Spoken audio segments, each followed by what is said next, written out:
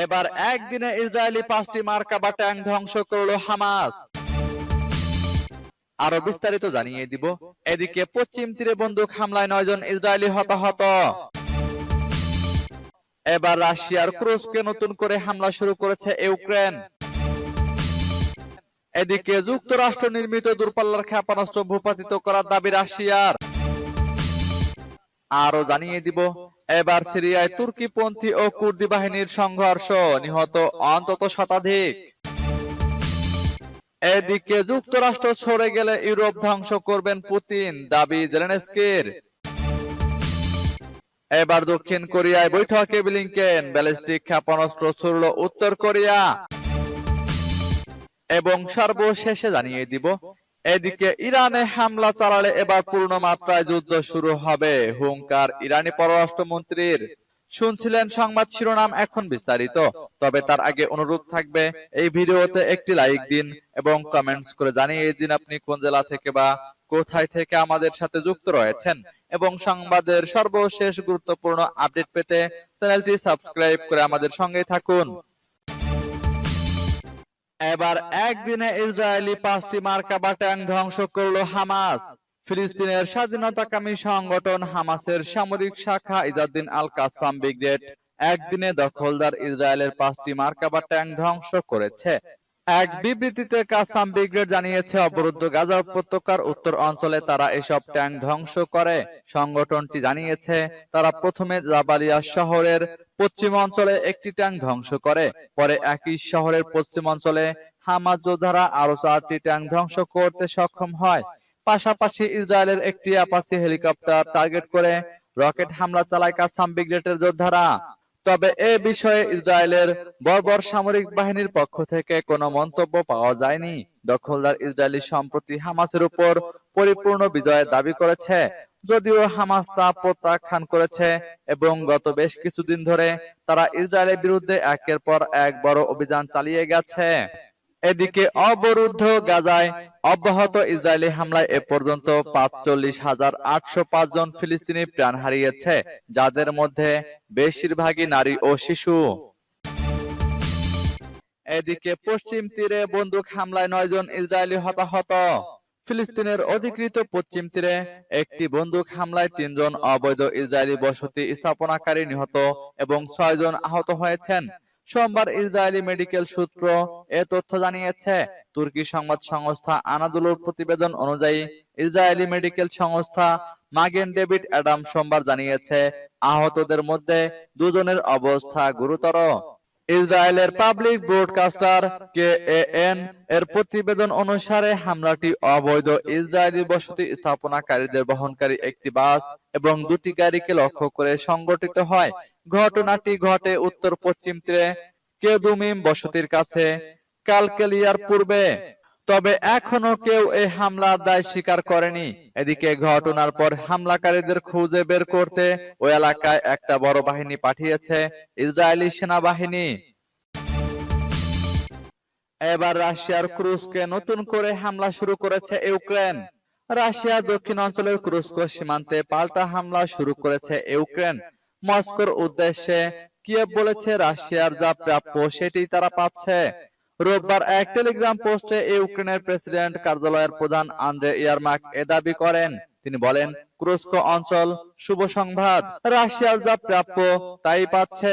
এর আগে ইউক্রেনের হয়ে ভুয়া তথ্য প্রতিরোধ সংস্থার প্রধান আন্দ্রে কোভালেনকো বলেন, ক্রুস্কের বিভিন্ন স্থানে রুশ সেনাদের উপর আকস্মিক হামলা শুরু করেছে ইউক্রেনীয় বাহিনী। গত বছরের আগস্ট মাসে ক্রুস্কে হামলা চালিয়ে সেখানকার অনেক এলাকার নিয়ন্ত্রণ নেয় ইউক্রেনীয় বাহিনী। এরপর সেখানে উত্তর কোরিয়ার বাহিনীর সহায়তায় পাল্টা হামলা শুরু করেছিলেন রুশ সেনারা। রাশিয়ার রাষ্ট্রীয় সংবাদ মাধ্যম তাস নিউজ জানায়, রুশ প্রতিরক্ষা মন্ত্রণালয় রোববার বলেছে, রাশিয়ার হামলা ঠেকাতে ইউক্রেনীয় বাহিনী পাল্টা হামলা শুরু করেছে। এদিকে যুক্তরাষ্ট্র নির্মিত দূরপাল্লার ক্ষেপণাস্ত্র ভূপাতিত করার দাবি রাশিয়ার। ইউক্রেন থেকে ছোড়া 8টি যুক্তরাষ্ট্র নির্মিত দূরপাল্লার ক্ষেপণাস্ত্র ভূপাতিত করার দাবি করেছে রাশিয়া। এ হামলার জবাব কঠিনভাবে দেওয়া হবে বলে হুঁশিয়ারি দিয়েছে রুশ প্রতিরক্ষা মন্ত্রণালয়। বার্তা সংস্থা রয়টার্স জানিয়েছে শনিবার ইউক্রেনের লুহানস্ক অঞ্চলের নাদিয়া গ্রাম দখলে দাবি করেছে রুশ সেনাবাহিনী। এদিন ইউক্রেনের কিয়েভ, ব্রিয়ানস্ক, ক্রুস্ক ও চেরনিহিভে হামলা চালিয়েছে রাশিয়া। জবাবে দনবাসে একটি বেসামরিক গাড়িতে ড্রোন হামলা চালিয়েছে কিয়েভ। এই ঘটনায় একজন সাংবাদিক সহ বেশ কয়েকজন হতাহত হয়েছেন। একই দিনে ইউক্রেন থেকে ছোড়া 8টি মার্কিন ক্ষেপণাস্ত্র ভূপাতিত করার দাবি করেছে মস্কো। এই ঘটনায় সেন্ট পিটার্সবার্গের পুলকোভো বিমানবন্দরে ফ্লাইট ওঠানামা সাময়িকভাবে বন্ধ রাখা হয়। ইউক্রেনের এই হামলার কঠোর প্রতিশোধ নেওয়ার হুঁশিয়ারি দিয়েছে রুশ পররাষ্ট্র মন্ত্রণালয়। এবার সিরিয়ায় তুর্কিপন্থী ও কুর্দি বাহিনীর সংঘর্ষ, নিহত অন্তত শতাধিক। সিরিয়ার উত্তর অঞ্চলে গত 2 দিনে তুরস্ক সমর্থিত গোষ্ঠী ও কুর্দি নেতৃত্বাধীন সিরিয়ান ডেমোক্রেটিক ফোর্সেসের মধ্যে সংঘর্ষে 100 জনের বেশি যোদ্ধা নিহত হয়েছে। একটি যুদ্ধ পর্যবেক্ষক সংস্থা রবিবার এ তথ্য জানিয়েছে। Syrian observatory for human rights জানিয়েছে স্থানীয় সময় শুক্রবার সন্ধ্যা থেকে মানবিজ শহরে আশেপাশের বেশ কয়েকটি গ্রামে সংঘর্ষে 101 জন নিহত হয়েছে। নিহতদের মধ্যে 85 জন তুরস্ক সমর্থিত গোষ্ঠীর সদস্য এবং 16 জন এসডিএফ যোদ্ধা। অন্যদিকে এক বিবৃতিতে এসডিএফ জানিয়েছে তারা তুরস্কের ড্রোন ও বিমান সহায়তা প্রাপ্ত ভাড়াটে সেনাদের সব আক্রমণ প্রতিহত করেছে। উত্তর সিরিয়ায় তুরস্ক সমর্থিত বাহিনী এসডিএফ এর সঙ্গে তখনই লড়াই আবার শুরু করে, ঠিক যখন ইসলামপন্থী বিদ্রোহীরা 27 নভেম্বর অভিযান শুরু করেছিল। সেই অভিযানে মাত্র 11 দিনের মধ্যে সিরিয়ার প্রেসিডেন্ট বাশার আল আসাদকে ক্ষমতাচ্যুত করে। তারা এসডিএফ থেকে আলেপ্পো প্রদেশের মানবিজ ও তাল রিফাত শহর দখল করতে সক্ষম হয়। তবে সংঘর্ষ এখনো অব্যাহত রয়েছে এবং এতে ব্যাপক প্রাণহানি ঘটছে। এদিকে যুক্তরাষ্ট্র সরে গেলে ইউরোপ ধ্বংস করবেন পুতিন, দাবি জেলেনস্কির। ইউক্রেনের প্রেসিডেন্ট ভলোদিমির জেলেনস্কি বলেছেন কিয়েভের নিরাপত্তা গ্যারান্টি শুধুমাত্র যুক্তরাষ্ট্র প্রদান করলেই কার্যকর হবে। জেলেনস্কি আশা করছেন যে মার্কিন প্রেসিডেন্ট হিসেবে ডোনাল্ড ট্রাম্পের শপথ অনুষ্ঠানের পর তিনি তার সঙ্গে দেখা করবেন। খবর ইন্ডিয়ান এক্সপ্রেসের। সম্প্রতি মার্কিন পডকাস্টার লেক্স ফ্রাইডম্যানকে সাক্ষাৎকার দিয়েছেন জেলেনস্কি। এটি গতকাল প্রকাশিত হয়েছে। সাক্ষাৎকারে জেলেনস্কি বলেছেন ইউক্রেনীয়রা আশা করছেন ট্রাম্প এই যুদ্ধ বন্ধ করতে রাশিয়াকে জোর করবেন। তবে জেলেনস্কি সতর্ক করেছেন যে যদি যুক্তরাষ্ট্র ন্যাটো থেকে সরে যায় তাহলে রুশ প্রেসিডেন্ট ভ্লাদিমির পুতিন ইউরোপ ধ্বংস করবেন। আগামী 20 জানুয়ারি মার্কিন প্রেসিডেন্ট হিসেবে শপথ গ্রহণ করবেন ডোনাল্ড ট্রাম্প। ধারণা করা হচ্ছে ট্রাম্পের শপথ অনুষ্ঠানের পরেই ইউক্রেন ও রাশিয়ার মধ্যে একটি যুদ্ধবিরতি হবে। জেলেনস্কি বলেছেন যুক্তরাষ্ট্র ছাড়া নিরাপত্তা সহায়তা সম্ভব না। আমি বলতে চাচ্ছি সেই সব নিরাপত্তা গ্যারান্টি যা রাশিয়াকে আক্রমণ করা থেকে বিরত রাখবে। 2022 সালের 24 ফেব্রুয়ারি ইউক্রেনে সামরিক অভিযানের ঘোষণা দেন পুতিন। এরপর থেকে আজ পর্যন্ত টানা 1047 দিনের মতো চলছে দেশ দুটির সংঘাত। এতে দুই পক্ষের বহু হতাহতের খবর পাওয়া যাচ্ছে। তবে যুদ্ধ বন্ধে এখনো পর্যন্ত কোনো লক্ষণ নেই। উল্টো পূর্ব ইউক্রেনে দেশ দুটির মধ্যে সংঘাতের পরিমাণ অনেক বেড়েছে। এবার দক্ষিণ কোরিয়ায় বৈঠকে ব্লিংকেন, ব্যালিস্টিক ক্ষেপণাস্ত্র ছুড়ল উত্তর কোরিয়া। মার্কিন যুক্তরাষ্ট্রের পররাষ্ট্রমন্ত্রী অ্যান্টনি ব্লিংকেন দক্ষিণ কোরিয়ায় দেশটির ভারপ্রাপ্ত প্রেসিডেন্ট চোই সাং মোকের সঙ্গে বৈঠক করেছেন। আল জাজিরা জানিয়েছে ব্লিংকেন যখন সিওলে বৈঠক করছিলেন ঠিক তখনই সাগরে ব্যালিস্টিক ক্ষেপণাস্ত্র নিক্ষেপ করেছে উত্তর কোরিয়া। সোমবার উত্তর কোরিয়া থেকে ছোড়া ক্ষেপণাস্ত্রটি 1100 কিলোমিটার পূর্ব দিকে উড়ে গিয়ে কোরীয় উপদ্বীপ ও জাপানের মধ্যবর্তী জলসীমায় পড়েছে।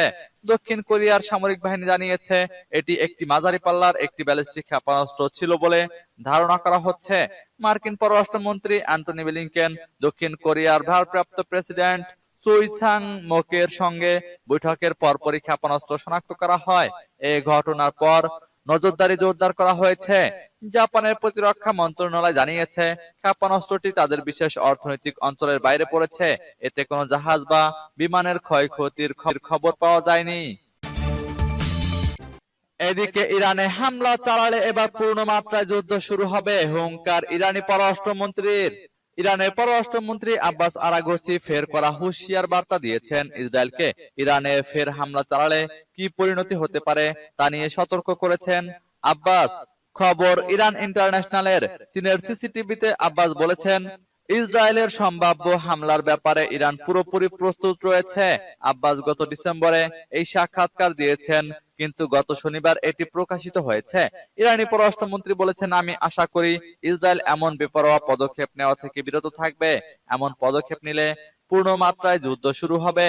এদিকে গত ৩রা জানুয়ারি ওয়াশিংটন টাইমস ও মার্কিন সংবাদ মাধ্যম অ্যাক্সিওস এর প্রতিবেদনে বলা হয়েছে, বিদায়ী মার্কিন প্রেসিডেন্ট জো বাইডেন ইরানের পরমাণু স্থাপনায় হামলার পরিকল্পনা করছেন।